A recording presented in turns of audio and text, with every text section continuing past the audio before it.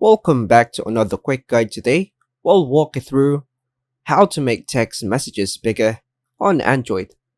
Here's how to make text messages bigger on Android. First, open the Settings app. Tap the gear icon from your home screen or app drawer. Scroll down and tap on Display and Brightness. This controls screen and text settings. Tap on Font Size or Font Size and Style. The name may vary depending on your Android device. Drag the slider to the right.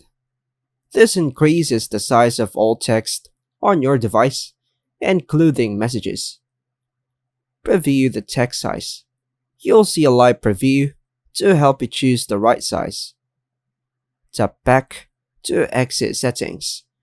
Your changes will be automatically saved. Open your messaging app.